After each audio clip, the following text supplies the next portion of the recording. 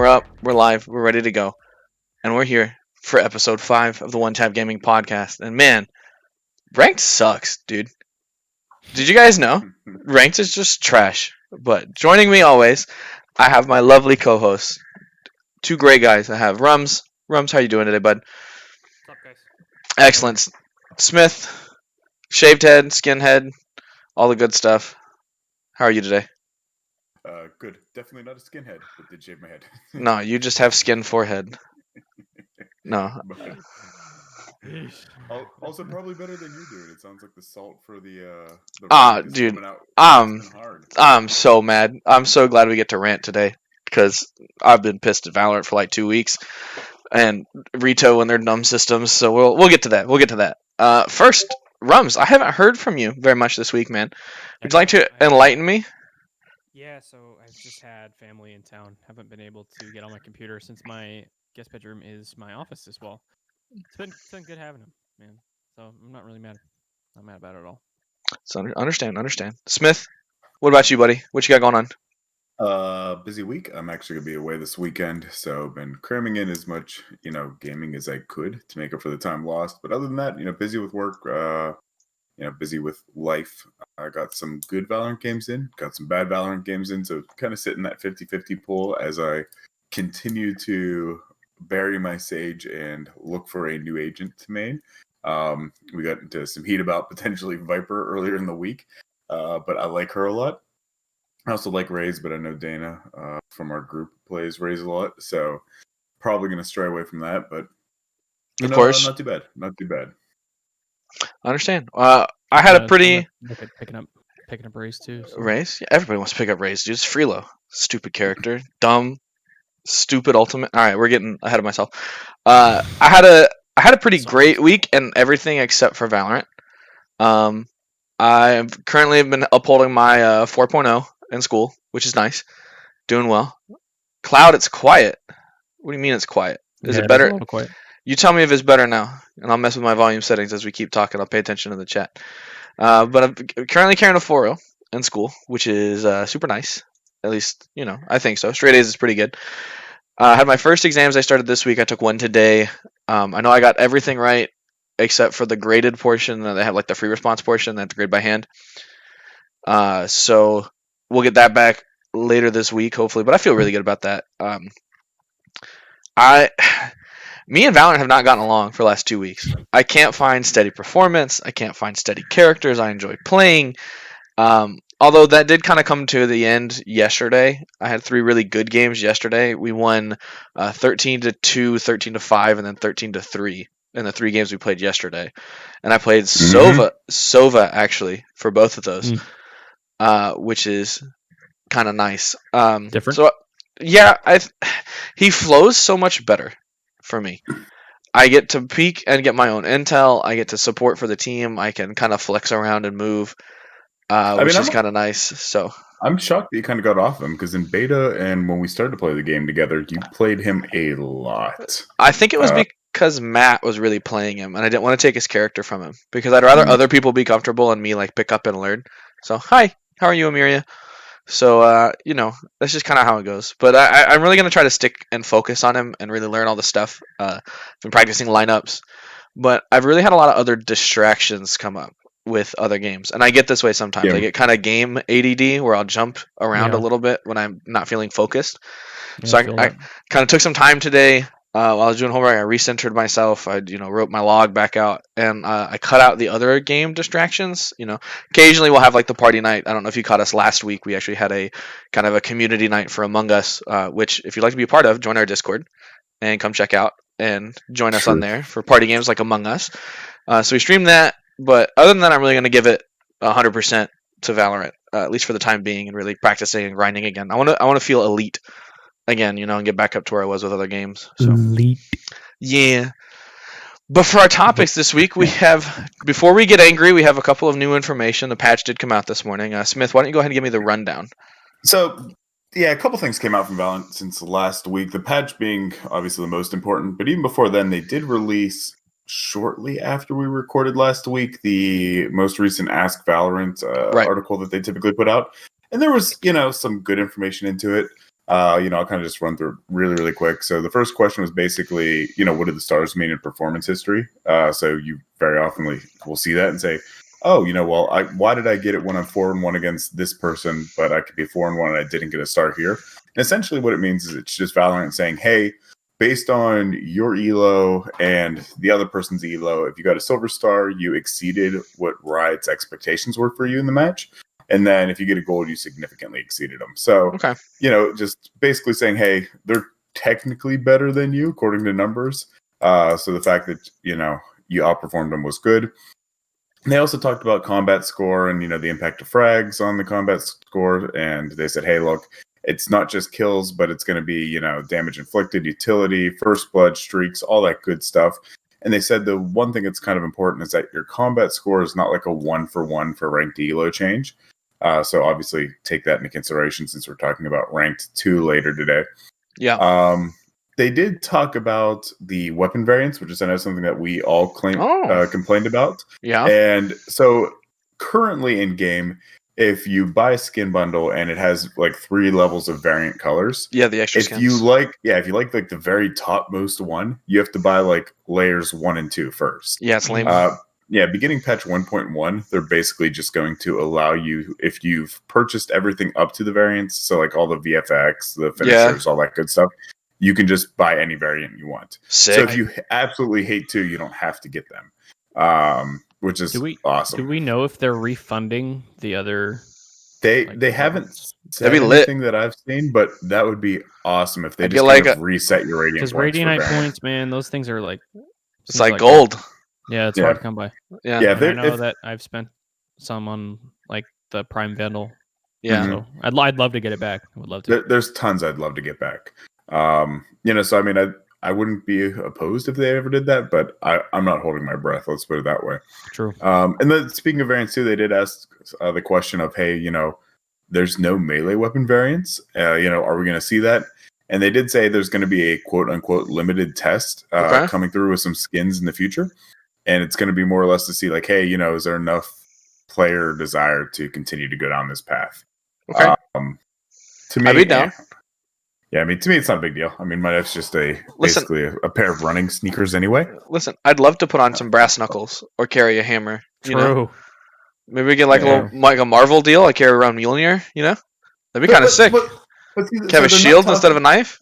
So if I'm understanding it, they're not talking about different like designs. Like we have an axe, we have a knife, we have that kind of stuff. But they're just saying like, do you want your knife to be blue or green? You know what I mean? Like, because we think the variants for other weapons. That's lame. And I want brass knuckles. Yeah, like I don't care about that. Like, yeah, if they had a set where it's like, hey, look, you just get knuckles or you get a shield or whatever, that's cool. Fair enough. But I don't care about what color my knife is. But so the big thing though, like I said, the baseball bat, obviously. Oh man. So yeah, the patch came out, and it's a relatively small one, but there are a couple of important changes. So Raze being the only agent that was touched, which honestly I didn't see coming.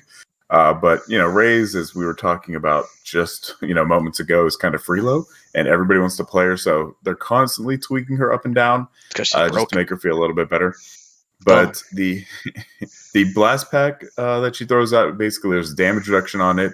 But what I kind of thought was cool was that basically if you throw it out and you let it land, after half a second, the damage increases from I think it's like 15 to 50. Yep.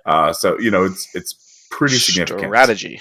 No. Yeah. So I mean, it's basically trying to limit the people that just throw it and blow it up in the air to try to get a kill, and more or less, get a good placement on it. Yeah.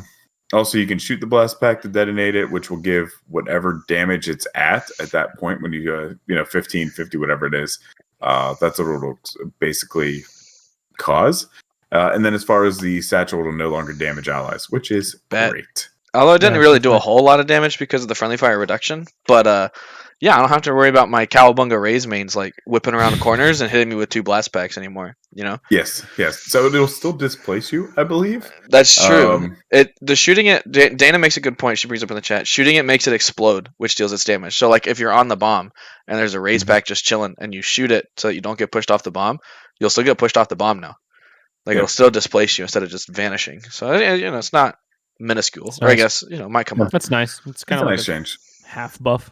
Yeah, it adds a little bit of strategy to it. I think it makes more like sense. I kind of like the blast packs, honestly, to stick around a little bit longer. Kind of like a mini molly, but not necessarily. Let's see how this goes first. But that's just me. I think I welcome it. It's a much needed change. We had Being stationary mollies. Being able to whip the blast pack over obstacles and just do 75 damage each was just way too much. Agreed. It was just Stupid. too much, and it honestly didn't help. I mean, it helped when you used it, but it doesn't help the state of the meta where we can just be kind of super aggressive with it, and it's just not not helpful. Yeah. So yeah, I agree. That's all I have to say about that. I agree. Yeah, so it's gonna be interesting to see how that changes it up. The only gun that was touched on the patch is the Guardian, which I am a fan of. I like the Guardian because solemn will attest, I am prone to just spraying and praying as opposed to tapping, and the Guardian forces me to tap, so I feel like I perform better with it. And yes, I mean it's now 100 cheaper. It went from 25 to 2400. The rate of fire increased from 4.75 to 5.25. Thank so the basically Lord. 0.5 rounds per second faster. They reverted the other change. Yeah, and then they improved weapon recovery from 0.35 after 3 bullets to 0.2925 after 3 bullets. That sounds really small, but I tested it. It's actually humongous because your recoil recentering is a whole lot better, which is nice. And then I think they gave us maps are now. They feel more random, I think. Very nice. So the thing with coding in general is that what you experience and feel as randomness is not actually correct randomness, because RNG can very likely just go map 1, 1, 1, 1, 1, and you're like, what the heck, dude? Why am I not getting 1, 2, 3, and 4? And you're just like, I don't know, RNG. And so that's not how numbers work. The pseudo RNG that makes you feel like it's RNG, kind of like your shuffle function, is basically what they've implemented here, which is like backtracks and traces, a bunch of other data stuff that I'd like to talk about, but that's a different podcast. So that's the techie podcast. Yeah, no, I like it. It's a very and I think you said there were some. I hated. Go ahead. No, you're fine. I just hated playing Ascent. I hate playing Ascent like a million times. Yeah, I feel like everybody I talk to, man, it's just like it's Ascent over and over and over and over and over again. My What's going on, Baby Plays? How are you? What's up, buddy? My Nightbot broke. I'm gonna fix it later. I'm sorry. And it's funny too, because like when we talk about this, like we were actually joking this week before it was announced, and like what were we saying? It was a split. Like we were playing, and Dana was complaining that she hasn't gotten split in forever, and then saw me, you, and Cloud were up playing, and suddenly we just got split. the first night of the map, dude. And that was great. Smoking out of it. So I mean, it feels bad whenever you're like, I haven't played this map in forever, and then you see your friends play the map, and you're like, oh my god, I hate this. So I mean, hopefully it'll give us more chance. Plus, like Rums, you were saying, if there's a map that you hate and you feel like you're getting stuck on it 2, 3, 4 times in a row, I have like a 15% win rate on what is it, Haven, I believe. So I don't understand. I hate that. I don't understand how you guys have that low on Haven, because my Haven win rate is like 67%. You play with me most of the time, so I don't. You guys are like solo queuing without playing me. With you most of the time, I solo queued quite a bit in season 1 or Act 1 or whatever they're called. Yeah, me and solo queue became good friends. Not so much anymore these days. Fair enough. That is very true. But I mean, what else I think it'd be okay. I want to add one extra little tidbit onto that story about Split, because Dana, one of our resident ranked partners, she always gets Ascent the first map every day, and we've had like a huge loss streak on Ascent because we suck, right? So we get Split finally on our 3 stack, and then we won 13-2 or 13-3 or whatever, and so we all screenshotted it and immediately pinged her in the Discord because we were BM. And we had to show her that we won enough to probably get her to rank up without her, and it was pretty funny. But luckily, she still did rank. She came in 2 games later. Yeah, she came in. She came in and we won, which is cool. Yeah, but so that was a good night, though. I mean, 13-2, 13-5, 13-4. I think were our matches. Yeah, it was nice.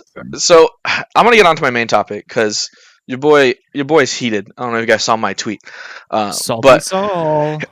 Our main topic, ranked is ass, and let me explain why ranked is complete and utter ass, dude.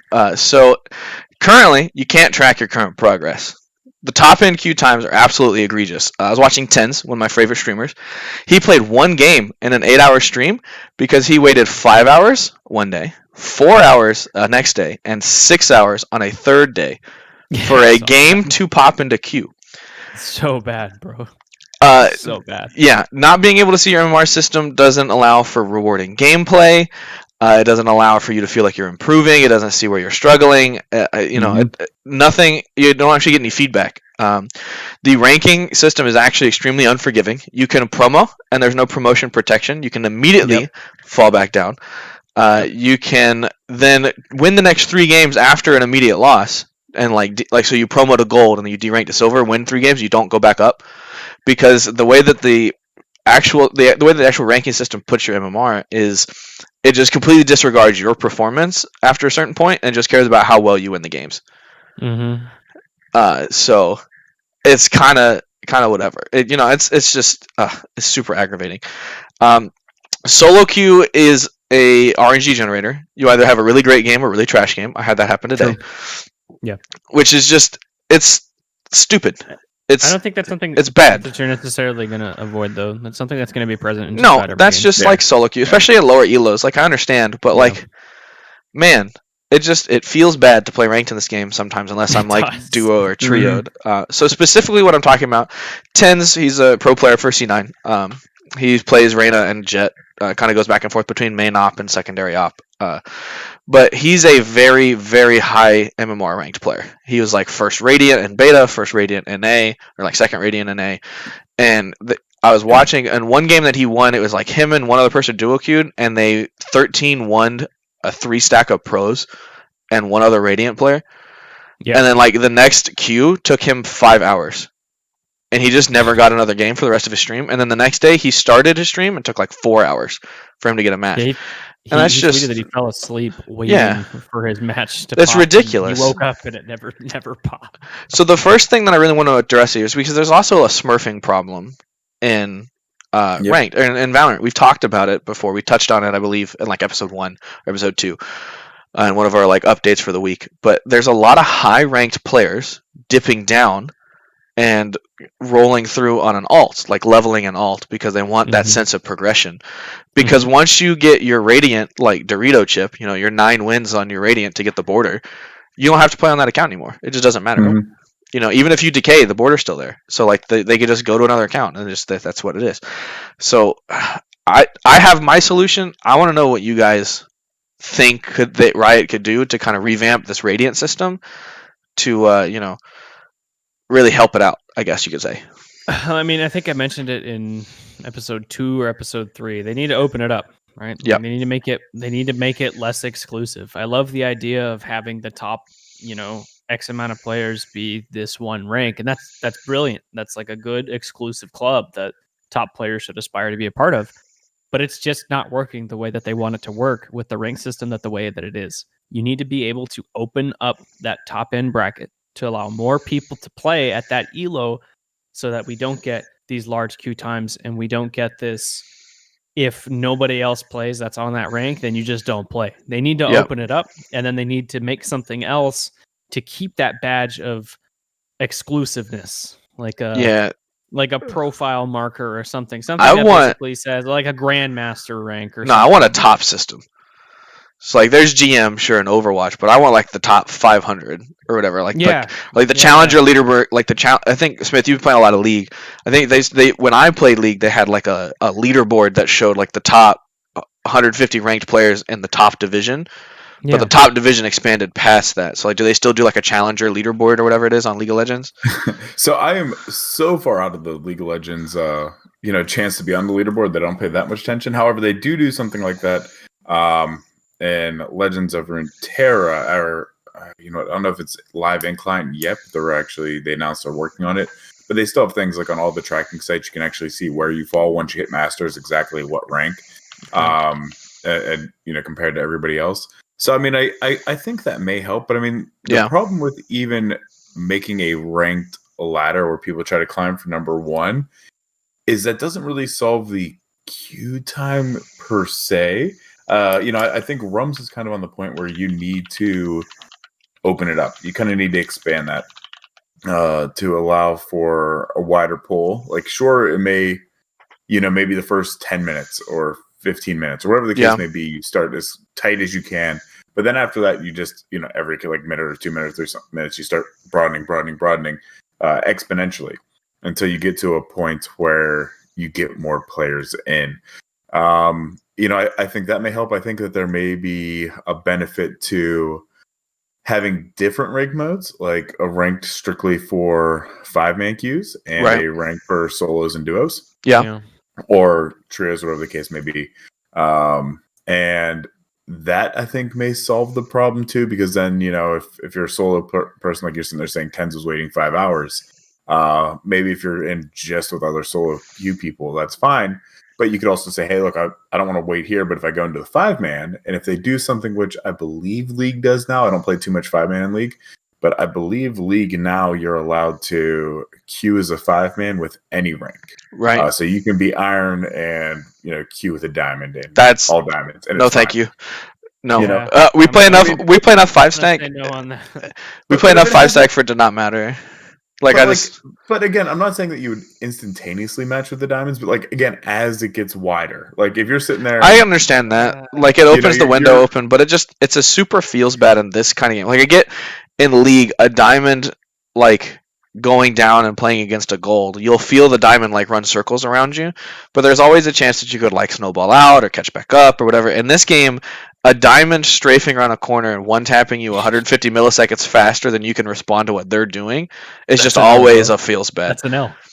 It's an L. Which is why I would I just think the queue timers need to be longer if you're 5-stacking, because 5-stack should play 5-stacks but within their rank, or 5-stack should play groups of 3 and groups of 2 or something along those lines. I think the problem with that 5-stack queue at the top end rank is that it doesn't really solve the issue where there's not enough people in that Radiant rank queuing at the same time or whatever. So, you need to open it.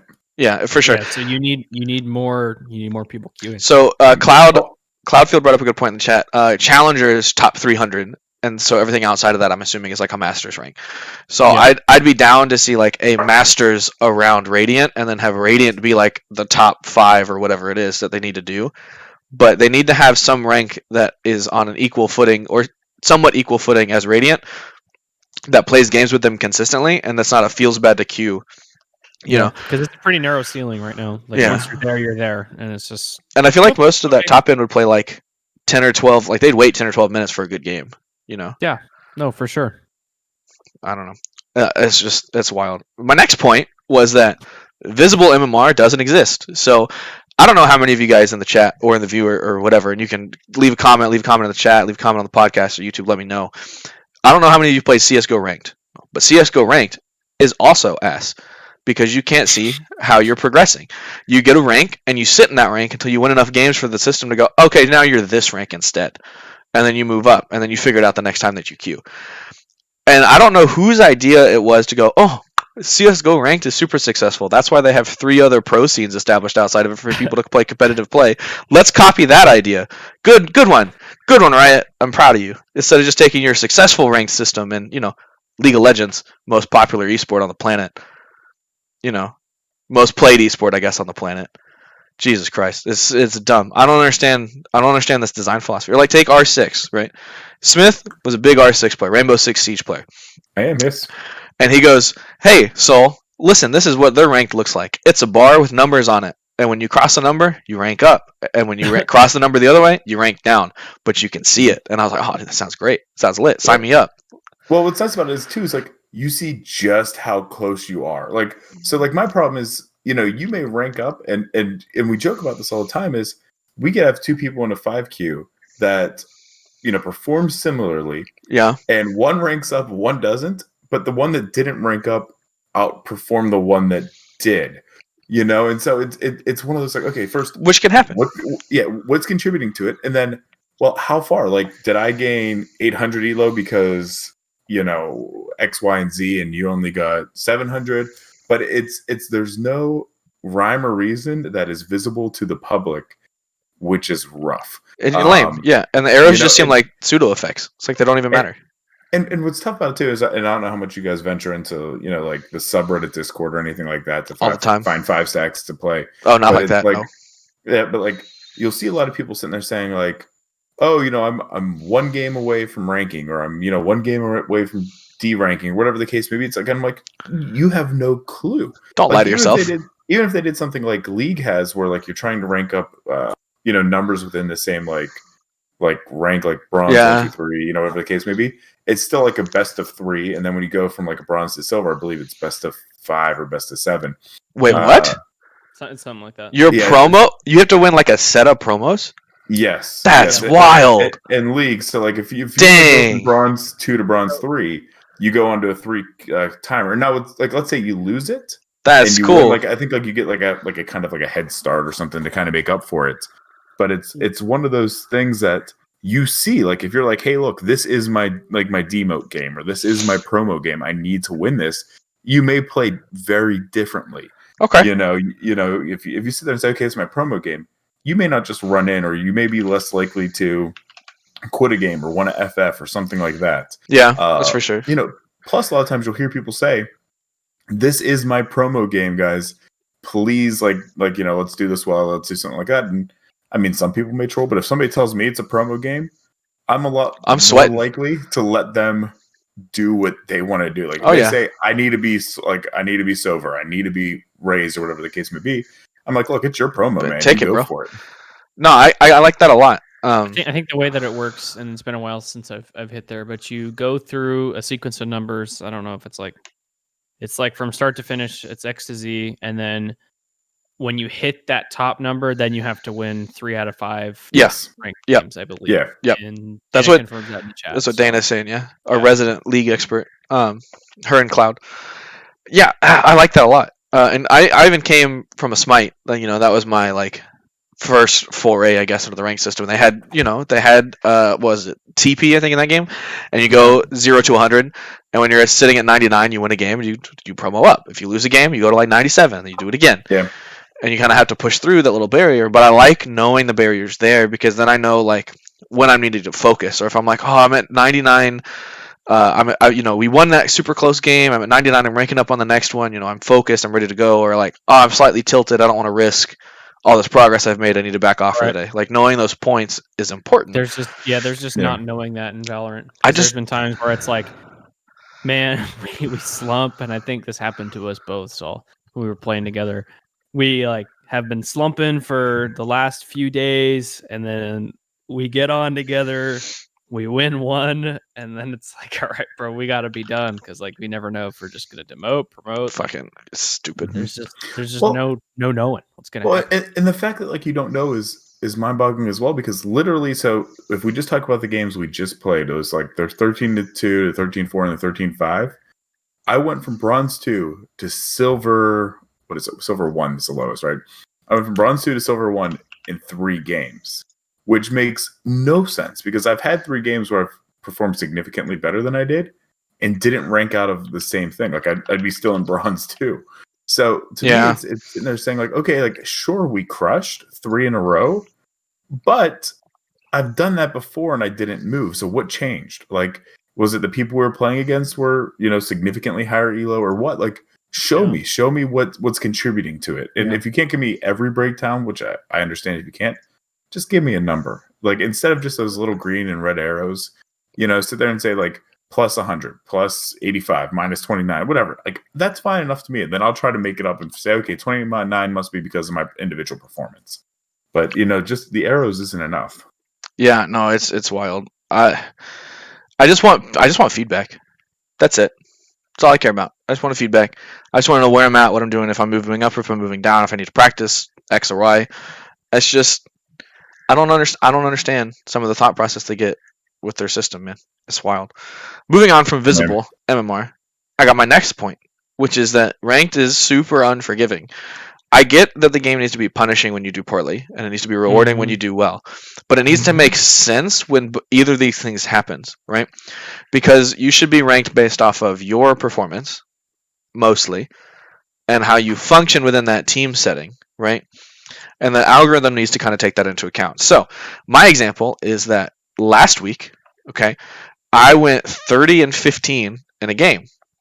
Some odd number of assists, right? That's a good game, right? We lost that game. Regular day for me. We lost that game 13-8. Well, I was at the bottom end of one of my ranks. My next highest rank on my team went 10-20, and I deranked going 30-15. I demoted one rank, right? All right, it's two games later, I get carried by my team, the two top fraggers on my team, and I only went 7-6, barely saw an enemy, but we won 13-4, and I ranked up off of that game. So how is it I can go from like winning all of the rounds from my team, carrying a 2 plus KDA, to barely having any engagements, but ranking up and ranking out? Like that, neither of those make sense. Sure, maybe a little bit of an elo increase on the weak game. I mean, but like being able to average out your performance is, I'd say, pretty important, because they don't want to just give you a rank based off of your one performance in the game, right? Because a good game, a hot game, doesn't necessarily place you in a certain skill bracket. Like, yeah, I would agree. You might have been way better than those dudes at that one game, but you could have a bad game the next game, same guys, same skill level, and then they're gonna clap you cheeks because that's understandable. But I don't like different stuff happens. So I think it's important that to catch a average of your performance, but I think the problem is that I don't feel like the rank system now captures the average very well. Yeah, no. I mean, here's the way I view it: is if you have a game like you were talking about, Saul, where you are going 30-15 or 30-10 or whatever you said it was, and you lose. I think if you're the team MVP and you're like at that demote mark, then at worst you hit like whatever 0 elo is for that. Like you don't demote. You just get a decrease. Now, if you're the MVP for the match, I don't think if you lose, you should even drop elo. You should just remain the same. Like if I beat the other team, yeah, like if you're the best player out of both teams, then I think you should at least stay the same, no matter win or loss. But I mean, if my fear of sitting there saying somebody going 30-10 and not demoting, you're just going to get a lot of KD players that aren't going to focus on winning the game. They're just going to sit there and say, okay, I'm just going to up and get kills. And even if a situation looks difficult to get a disarm or get a plant in, but doable, they're not going to take that risk because they're just going to want to not lose elo. And then they're going to say, this is going to be the easiest way to get to Immortal or whatever the case may be, is just, I just got to sit there and get kills and don't die. Because then I can never D-rank. I can only go up when we win. For sure. I still think that there's a need to do that. But I don't think it should be as harsh. I don't think you should D-rank unless like you do that 2 in a row. Because then it's saying, for sure, hey, you can't play a team game. You're just getting kills. Yeah. If you can't coordinate with a team, you need to go down. Yeah, but I mean, like, that's not fun for people like me, where my job is to just kill a lot and then not do.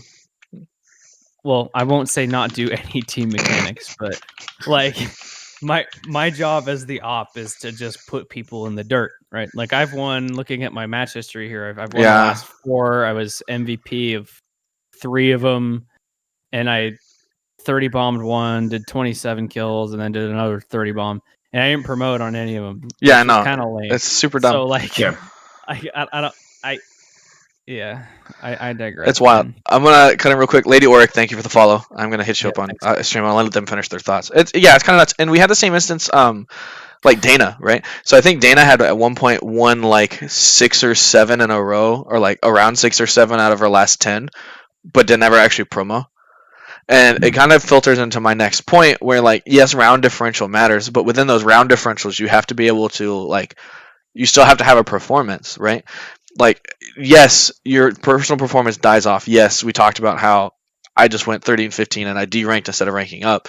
But like, I even performing above average over and over and over again seems to not matter. Like, you have to like hot streak and match MVP 3 games in a row, and then you kind of go up. Let me see. Cloud just sent me a paragraph. Let's see what he's talking about. Yeah, so basically what he's asking is sitting there saying like, hey, look, since the round score is obviously like wins and losses are the most important thing.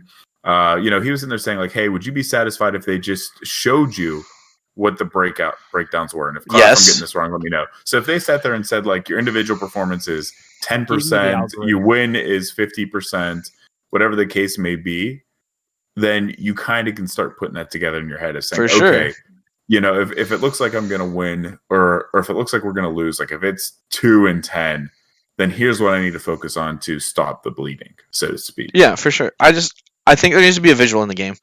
Yes, me understanding exactly the percentage breakdowns of what their algorithm takes in an understanding would be great, because I like data. I think that's cool. So that would be a big deal for me. And know how to track it, or at least have ideas. I want feedback. Like I want to know I gained 10 elo or whatever their scale is, or 1,000 elo, whatever their scale is, right? But it's just dumb. But the kind of the round score thing that matters. So like the way you win Valorant games is by coordinating at least a little bit and out fragging your enemy team, right? Whether that's as a group, as a collective, or as one or two people doing it, for the whole team. So every time I feel like I'm solo queued, I'm kind of like lone wolfed, into it. Like I'm making base call outs.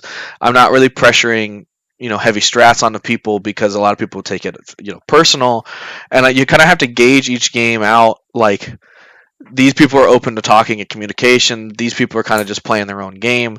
But it really heavily rewards one specific style of play, which is like the duelist type of play. Right. Like, the duelist running in and flashing and getting themselves a pick or two and then moving on. Whereas that's not always the best way to win a game. So a lot of my solo queues, I get 3 duelists in my games, and I can't win because we don't have smoke or we don't have whatever. And it's not always fun, right? No. Like if you solo queue, you kind of feel like you're dovetailed, pigeonholed into having to play a duelist if you want to have a chance at succeeding, because you don't know what the rest of the team's going to do. So you pick a duelist to try to rely on yourself as much as you can. That's not fun if that's not your play style. Like it's not fun for anybody playing the game. It's not fun for your teammates, and if you feel like you have to play a duelist, it's not fun for you either. Exactly. Even if you like it. Yeah. Like what if I want to switch it up? What if I don't want to play Phoenix one round? What if I want to play my Omen with my friend and he wants to play something else? But I'm like, no, I got to perform. I got to play this character, or so on and so forth. And that's just a bad experience that'll dwindle the player base over time. Yeah. It's just it's stupid. So anyway, that's why ranked sucks. In a nutshell, it's a very large nutshell, but it's a nutshell. I will say that the father of the Valorant rank system, this isn't any new news, but he's not working. Yeah, he's not working with the team anymore. And it was a month and a half ago, I think, that Morello said that they were looking for a new person to kind of spearhead that department. Yeah, and that they were looking into revamping the rank system. Yeah, that was before they launched the Dorito chip system that they have now. So I don't know if the Dorito chip system was the fix that he was referring to, or if there was something grander scale. It's at least part of it, I think. I remember saying in a stream that this is at least part of it, and the rest of it's going to be slow coming because they have to have somebody rebuild the entire system. Not like rebuild the whole system, but like rebuild the way that it defines its data and takes it in, which is it's an arduous process. The Valorant has millions of lines of code, and ranked is probably a very large portion of that to make sure that the matchmaking based is worked out properly. So them revamping that is no small task. I don't expect them to be done soon, but I don't know. I'd like another update at least soon. Me personally, I think that Riot just needs to uproot the system. I want them to just take this system and throw it in the trash and make a new one from the ground up. One thing Smithel touched on, we had this discussion, I think a day or two ago. We actually started to talk about it a little early because I got heated about ranked and Discord. But he talked about rank resets. I've been in games that have regular hard rank resets. Smite was one of them. Kind of in the middle of its lifespan, it did a couple of hard rank resets, and I would routinely play a game where I'd be matched with one player at my level, which was Master's level in Smite. And then I'd have another player who was gold on my team, and then another player who's playing ranked for the first time. And the other team has a pro. And then somebody else who plays around my level or slightly below in diamond. And then the whole game is just a tug-of-war match between if me and my pro can outcarry their pro. And it's boring until we get all the way back up for the high-ranked people. And for the low-ranked people, they're like, I just got smashed, I'm not playing ranked again, I suck at this game. And then your player base dwindles and goes away, which is why ranked was a trash for a long time in Smite, because they couldn't figure that out until they found this kind of medium reset where it's not a soft reset where everybody's like, oh, well, your elo goes back to 0 and your variance disappears or whatever. It's everybody kind of falls back to a starting point within a range of similar style. So in this game, it'd be iron and bronze gets reset to one middling point MMR. The iron players who haven't improved will naturally dwindle down, and the bronze players who have improved will naturally dwindle up. But they'll be playing more specifically the players that are around their level, right? And the same thing goes for like silver to the plat 1 level, where it's mainly another mechanic focused thing. So like they all get reset to an MMR point, and they match against each other, and then the players will naturally move up and down as they progress forward. And then plat 2 to immortal 1, immortal 2 and upwards will all reset to kind of these division points, and then those division points will flesh themselves out as, let's say, an episode ends, right? We're in episode 1 act 2, and there's 3 acts, so maybe right before episode 2 hits, they all kind of like do this little soft or like, middle reset button to this point, so the ranks can kind of flesh themselves out again. Yeah. I mean, it's a good idea. I'm a little apprehensive for it, though. Yeah. It's a good idea to a point, because I've definitely watched some streams with Wardell where he's been matched with some Immortal 1s, and that Immortal 1 should not be Immortal 1. Yeah. So falling back to that median MMR, and like you were saying, for the the higher ranked in that range, those who haven't improved dwindle down, and those who have improved dwindle up. It's good in that regard, but for me personally, I think it's a little, maybe this is just a tweaking of the examples that you gave, but sure, like silver to plat 1 is just, that's a little too much. Maybe, yeah, sure. I was writing it, threw it out. That's open to interpretation. But I think the problem that you get with the wide spanning range of it is that there's going to be a breakout level of skill at some point, like right towards the middle. Especially you're going to find more of a problem in the silver, gold, plat range, because that's like silvers in CS:GO, right? Like you could have some pros in silvers, like just some absolute untapped prodigies that just take the game not so seriously, and then there's like the real dirtbags that just kind of troll around the game and troll around. Like, yeah, but so silver's a big meme in CS, because silver is basically bronze, iron, and silver thrown together. Yeah, there's nothing below silver in CS. It's just kind of, I don't know why they did it, but they did it. I always call silver in League, it's bronze prestige edition. Yeah, pretty much. Yeah. But see, like, I don't like. So the thing I don't like about that system is, like, I don't like the moving people up. I mean, first, this could all be solved if they just showed us like LP or show us our MMR, and if you sat there and said like. In Legends of Runeterra, they sit there and say, hey, new season's coming. If you're Master, you're losing X number of LP. If you're or Diamond and Master, you're losing this. If you're Plat and Gold, you're losing this. If you're like Silver and below, you're going back to Iron. You know what I mean? And it's just...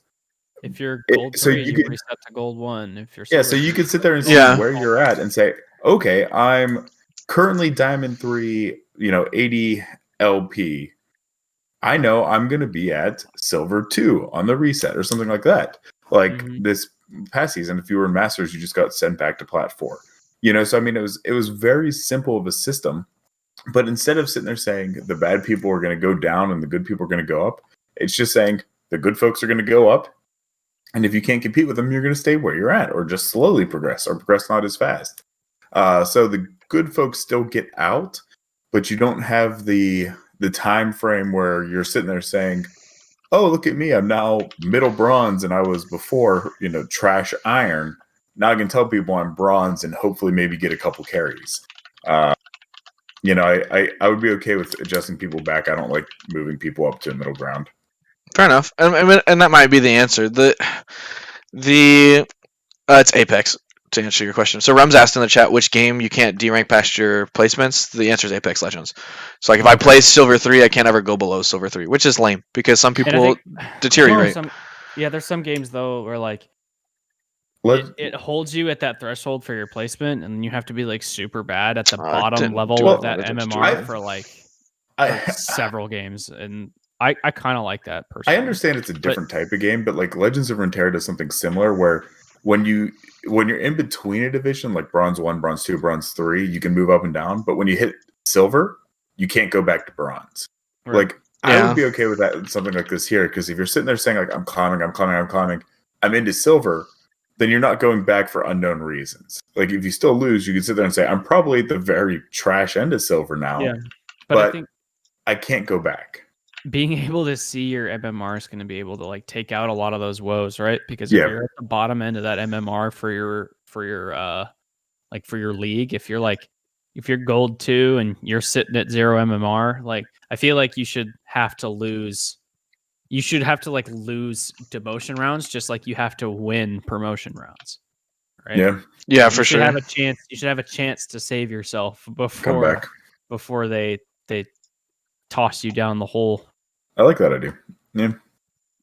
So, I think when they do resets too, because I think on the last reset for this, what is it? It's not the episode; it's the act. The acts.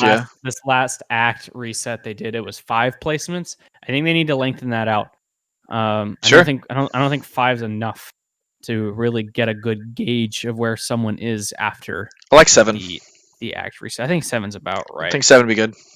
Yeah. So, it's good. It's a lot of stuff. It's just, and I get what you're saying. So like my ranges are probably a little far. I kind of just threw this together in like 5 minutes to have something to go over. Of like a new system and the way that it works. But there's a world of difference between silver and plat. So maybe it's paired. So like iron to bronze, silver to gold, plat to diamond, and then immortal, radiant kind of all fall back. Like I remember in Smite when Grandmasters came out, every time a ranked reset, there were no Grandmasters. Everybody defaulted to like the high. If you were Grandmaster, you defaulted like Diamond 1. So you had to climb through Diamond and then climb through Masters, and then after you played a game in Masters, it would rank you in the top. I think it was like the top 100 in Masters in each region was a GM. And then you would constantly update your elo. So maybe something like that's in play. But that gets back into the idea of like Radiant needs to have this sub queue to strive for when you hit Radiant. Don't just say, "Oh, I'm Radiant." Are you Radiant 1200 or are you Radiant 5? There's a big difference, and I think that would make a world of change for the top end of that rank system, which is the first change they need to implement, and the second being give us some kind of feedback so that it feels rewarding. Like I feel rewarding to play this game because I like to win, and this game is very competitive, and I like being competitive. But a lot of people aren't like that. If they don't see visual feedback, they'll dip and they'll just be kind of done, which is sad. But sometimes that's just the case. Yeah. Well, let's not beat a dead horse about how bad the rank system is. Let's take it on over to the next segment. Fair enough. We do have a little bit of esports to talk about. We have I'm going to start with the Blast review. So Blast was the last Ignition series for EU, Europe, and they had 4 teams, which there are more than 4 teams in Europe, but they had the 4 best teams, and they did a big like expo. They had there was a country show match for charity, and then every game was a best of 3, and the finals were best of 5s. There was a lot of Valorant played between FPX, G2, Team Liquid, and Ninjas in Pajamas. And surprisingly, it kind of came out to where the ending of it was G2 and Fun Plus Phoenix. So Liquid kind of, in my opinion, kind of crapped themselves. Unfortunately, I think they kind of didn't show up. They had some weird team comps. They didn't like. I don't feel like they played the way they wanted to play, to an extent. You know what I mean? But yeah, G2 did end up winning. They dropped like maybe 1 map, 2 maps, again. And this is something interesting. G2 won every single one of the Ignition series for Europe. Every single one. And they only dropped a handful of maps across all of them. So I'm pretty content saying that G2 is probably just the best team in the world currently, based off of the theoretical data. Their average combat scores are higher than the majority of the NA teams. They haven't dropped a majority of their sets. I don't know, man.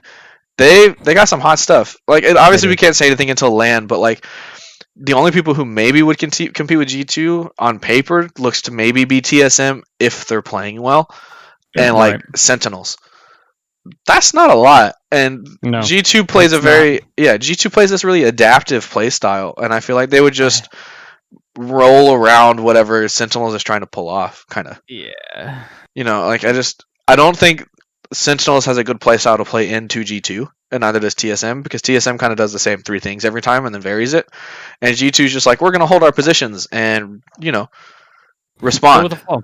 Yeah. So they had a great showing. Artist popped off, as usual. Mixwell played out of his mind. He got more... I think he got 5 or 6 4Ks throughout the whole tournament, on and off, playing some sick jet corners. So there was a clip that I wanted to mention. Yeah. It's of It's when they're on bind. He walks up mid on A with Jet. Then he misses the shot on Raze. I don't know if you guys have seen that clip, but he misses a No. barrel stuff on Raze basically, and Jet's able to dash out and not die. That's a topic for later discussion. You mean the one that we've already talked about that you told us was fine and not broken? Yeah. Oh, yeah. This is kind of silly, huh? Isn't it? Anyway, some bigger news because G2 is kind of straightforward. They have a lot of good VODs. You should go watch them. Look at the data. I don't really have a lot. There's not a lot of interesting data points. The meta's kind of shifted in exactly the way we talked about last week. Omen and Cypher saw a crap ton of play. Sage fell off, but she still saw play. David P, beating the horse, letting her keep on living, pulled off some incredible plays with her. That's for sure. But kind of run of the mill stuff from EU. But we do have Pulse, which was the invitational event that NA ran. It's not an Ignition series, but it carried a majority of the tier 2 Valorant scene for NA. None of like the high end showstoppers that you kind of seen come out. The kind of front runners, there's no Genji, no TSM, no Sentinels. Right. Like, all those teams decided to not play. Instead, we had 18 of these kind of tier 2 teams come in and throw some wild stuff. Early matches and groups was always like 13-8, 13-7, 13-6. Some wild stomps. And then we kind of hit the semifinals mark, and it got really close and fighting tooth and nail back and forth. Mamba, I think it was Mamba Mode Gaming or something like that. Mamba Gaming.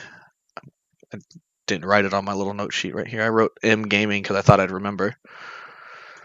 We know how that goes. Turner has bad memory. This is what we've learned again. Yeah. Yeah. Mamba Mode Gaming. Yeah, this Mamba Mode Gaming ended up winning over Luminosity. I think that SSG also played in this tournament. They did, and they did pretty good.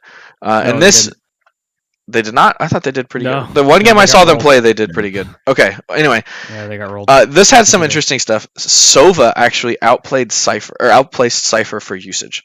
And it was really? Omen into Sova, which is kind of interesting. A lot of teams have adopted this kind of core, core 2 intel kind of agent style with Cypher Sova or like Killjoy Cypher or some combination of those three with a shift away from Sage. And I think it's because they still want the double Sentinel core and Sage or at a high level organized line of play. Killjoy kind of offers just extra intel as like kind of a second Cypher, which is more important than some of the Sage stuff. Sage only was picked twice out of the 134 champion selects in this tournament. So there's that. Yeah. Ascent and Haven are also our most played maps. Another interesting thing, Viper saw play 12 times. Entirely, I think most of that was from Mamba Mode, who actually played her, I think, all 4 maps in the finals. Yeah. Mamba played her, I think, in every single map except for Haven. Because she doesn't, there's 3 sites on Haven. Them rotating away, they can just like, oh, Viper wall's on C, let's go to A. And then you never really get any other reuse out of Viper Smoke. So some interesting, some really interesting stuff coming from them, which is kind of cool. OneTap gaming Discord is the great Viper debate. Yeah, me yelling about Viper's trash and I'd rather have an ult orb. Yep. I could make this a whole show. Nope. Yeah. Nope. We can make that. Nope. A whole episode. Nope. If they want to hear about it, they can. If they want to hear me argue about Viper, join the Discord, where I get heated on a regular basis. Join the OneTap gaming Discord so that you can witness the great Viper divide. Yeah. And hear me yell about how stupid that character is as a bad design portion. So, but that's kind of it. Esports is kind of small. There's some other small tournaments coming up. The FTW event happened, the all women's event. Yes. They finished. It was actually pretty good. They had a lot of like really good games, which was nice because there was a lot of people I didn't know about going into it. I don't know how to say the name. It's MAJKL. So it's like Magikill or something like that. Magikill. I don't know. Whatever. Sounds good to me. Sure. I'm sorry. I didn't actually hear them say your name ever, but they ended up winning.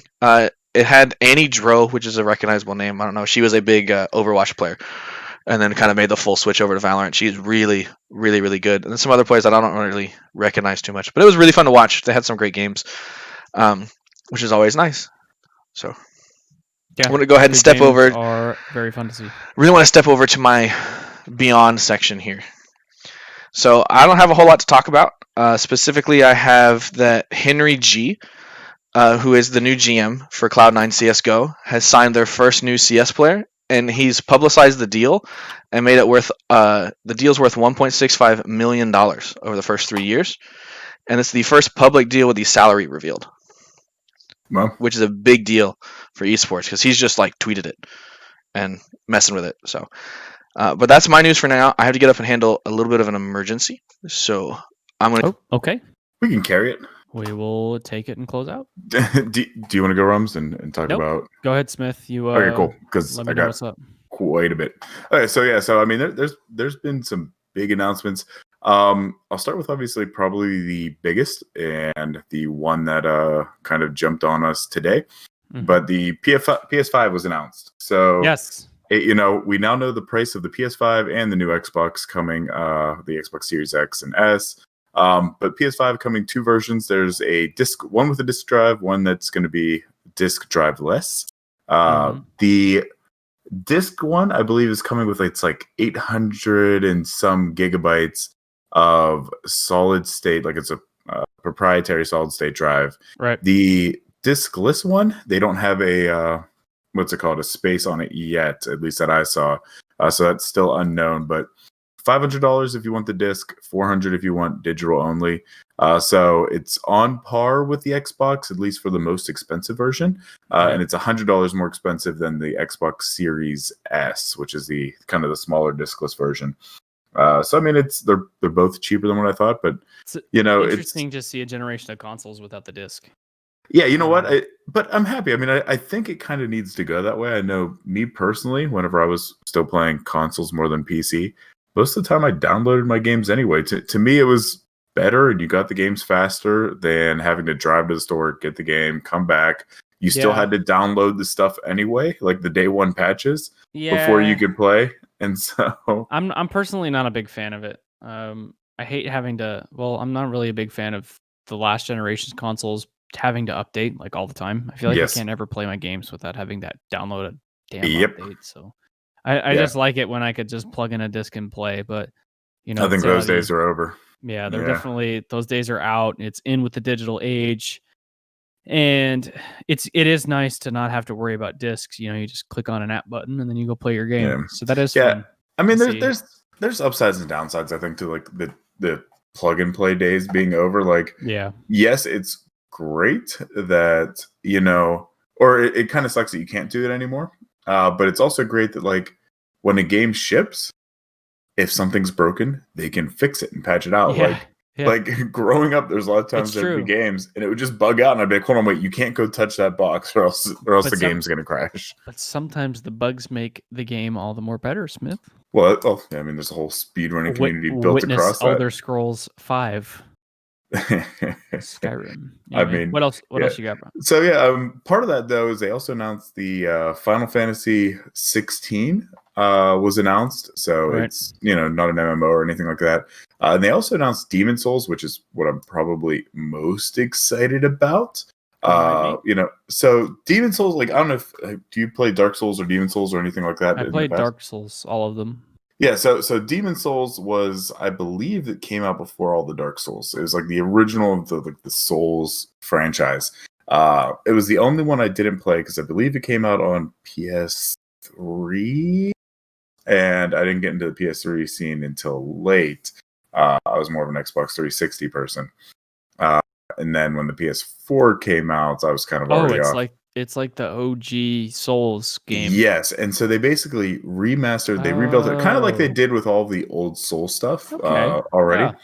But the Souls line are probably my favorite series of games. Really? I mean, I'll play hundreds of hours of those games.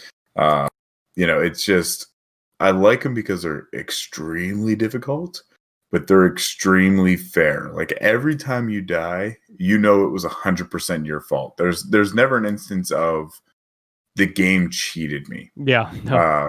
You died because you died. Yeah, and it's just, there's nothing better than spending like 3 hours on a boss and then finally beating it, like, and having it down to a science, perfection. Like there's never been a game quite like that for me. That just you get that feeling. It feels so good. You know, and they do it better than any of the other like kind of the Souls games that come out. Sure. Which is why I guess it's now a genre named after him. I'll have to check it out. Yeah, so they announced that. And what's kind of cool about these two announcements too is initially they sat there and said, like, at the end of the announcement videos and on all of the press stuff that went out, it would say like, hey, welcome back, Saul. Also on PC, or you know, coming to consoles later, but also on PC. But literally, as we were recording this, a lot of sites like IGN and all that good stuff started to retract that, saying, "Hey, you know, we got notified that was a typo in the thing, or that it's a timed exclusive. It's not coming out to PC or other consoles right now." So basically, it seems like the message that was released to the public was incorrectly stated. So I'd at least assume at the beginning that these aren't going to be coming to PC or other consoles, at least at release. Maybe timed exclusives. But yeah, so I'd hold out on those for now. Other big things in the gaming world that is outside of Valorant, PAX did a PAX Online 2020, because obviously with the COVID situation, that there were some cool games that were kind of announced and talked about there. Two that kind of struck me is anybody that played Gone Home or What Remains of Edith Finch, the kind of like walking simulator games that like just tell a story, that are fantastic games. Go play them if you haven't. But there's one called The Last Show of Mr. Chardish, I believe is how you pronounce it. And it looks like somebody going back through an old theater and like reminiscing about the old performances and things like that. But I'm really excited for those. They're very much a game that you can play and be done with in like 2 hours, like the past one. So it's like a sit and be done. The other one that is really, really cool to me, and I know I'm going to mispronounce this, it's called like Inkulinati. And what it is it looks like an old medieval manuscript, and but it looks like a gameplay that takes place on the manuscript. Okay. And almost of a like Darkest Dungeon type play. Like it's like a turn-based like progress. Right. But it's like all it's like all hand-drawn art. Yeah. And it also has this weird sense of humor to it. Like one of the attacks that they show is like your donkey character is holding a trumpet. He literally like sticks the trumpet up his ass and like shoots fire out of it as his attack. So I mean, it is like this weird, bizarre of like humor and beautifully drawn art and Taco Tuesday and all this cool stuff. Right. So I mean, that just looked neat to me. Riot news: the Riot tabletop game King's Gambit is now available for purchase for $30. Hey, so, there you go. There you go. If you are interested in like kind of a bluffing, memory kind of game, like gambling kind of game, it looks interesting. There's a video. It's about 5 minutes long. Shows how to play it. Looks pretty straightforward. And the new TFT set is out today. I've played about 5 matches of it. Got first in 3 of my 5. There you go. So I mean, it's a cool set. Definitely check it out. I hear you. I hate to be the one to ask. TFT? Team Fight Tactics. Yeah. So it's one of those auto chess kind of games. It's League of Legends auto chess. Oh, yes. Okay. Yeah. It's really, really well done if you like those types of games. Pretty nifty. Okay. Fair enough. Yeah, it's a nice strategy game. Rums, you have some interesting stuff. Yeah. First thing I want to touch on is Among Us and its exploding popularity. Yes. I feel like before I took this hiatus with my family being here, I didn't hear anything about Among Us. Like it wasn't around. Now I can't look anywhere without it being somewhere. Yes. And that and Fall Guys both, man. So I think we're starting to see a rise in popularity in these party style games. Mm-hmm. Very fun to sit around and play around the social aspect of things. I've played the mobile version. I'm excited to play the PC version when I get a chance. And it's a riot, man. The game's stupid fun.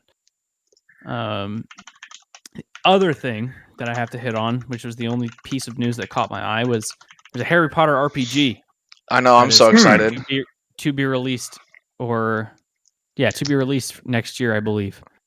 I might have that wrong. But no, it's supposed to be 2021. You're right. Yeah, it's supposed to be released next year. You're not going to be Harry Potter. It's presumably a build your own student or a build your own character where you have the keys to, quote, save the wizarding world. There'll be potion making. There'll be spells. There'll be like defensive dark arts. Yeah. So it's either going to be really amazing or just really trash, So- and I'm It's really gonna be nervous. lackluster, or it's gonna be So- amazing. Yeah, I there's don't going to be no in between. I don't want to crush dreams. Okay, this game was initially spoiled or not spoiled, like announced a while ago under an unnamed Yes. title a few years Yes. ago. It was also originally supposed to be an MMO, and it Yes. is no longer an MMO, but just a regular RPG story game, Which I'm fine with. which is fine. Equally. But I'm less If- excited if- because if I'd it's done rather right. I'd rather it be an MMO. You Personally, think so? yeah, I want a Harry Potter MMO. I think it'd be hoping- cool. MMOs in the world, man. Yeah. There I'm are, hoping they but turned it'd be away cool. from it because I realized there wasn't enough content for it to be an MMO, and they I- just yeah. dialed it in to make a really, really I cool, understand like, that. story. I understand that. But it's But definitely I'm still super nervous. This is something Yeah. that I've wanted since I was probably 10. I was always watching the Harry Potter series, reading the novels, playing the games. I think Harry Potter Order of the Phoenix was my favorite game because that game rocked. And I was like, why don't they just make one of these games where you can Be make your own wizard. character and be your own wizard? They've got it in real life, basically, with the parks in Orlando. So why not? I Why not do make a game of it? I do own wands and wizarding cards, and I do. I've got one actually right over here. I have one for my My birthday, wand is- and I have Voldemort's wand. Because Do you? yeah, why would you I- buy I any other want- wand? My wand chose me, so Yeah, that's what I did. I did the Ollivander thing, and then I bought one for my birthday. Yeah, excellent, Ooh, very nice. nice. But I think that's all I got. Oh, Dragon Heartstring. I will also Dragon say, Heartstring, while excellent. he pulls that out for any D&D fans, the new module came out. The Yeah, that's true. Icewind Dale, which looks awesome. Yep, I got to get my session back rolling before I buy any more books. True. Personally, because we just haven't found time to play. But I think that's all I got for right now. I think that's a wrap on Yeah, episode man, 5. I didn't have a lot of news. It was pretty I much didn't either. just beating it over the head that ranked as kind of bad. Yeah, I mean, I would have liked to have more news, but I was studying because 30 exams. to 40 minutes of just Listen, ranked ranked his ass, and I told you why. So, It is. as for everybody in the not- chat, Not in a good spot right now. yeah. As for everybody in the chat, everybody listening on Podbean, Stitcher, iTunes, Google, Pandora, whatever, YouTube, I'm so glad that you guys tuned in. I hope you enjoyed listening to Yes. us rant for a little while. If you would like, comment, type in the chat, follow us on Twitch, follow us on YouTube, all the socials. Join the Discord. Give us some love. Join our Discord. Links are below the Twitch channel, pinned on Twitter, or tweet any of us. You'll figure out how to do that in a second. We'll be glad to get you in on some games. But that's it for me. You can find me on Twitch and Twitter, Solemn FPS, Solemn like the word, and then FPS. And Rums, where can they find you, man? Actual Rums everywhere at Actual Rums. One word. Yep. And Smith, where you at, bud? Twitter, it's at Smithel Gaming, and Twitch, somebody that is keeping up with our D&D sessions. I will be streaming tomorrow night. A whole bunch of us dads will be playing D&D. Twitch.tv/Smithel. And as always, Dad does D&D. thank you so much for listening, and have a great week. See ya. Thanks, guys. See you guys.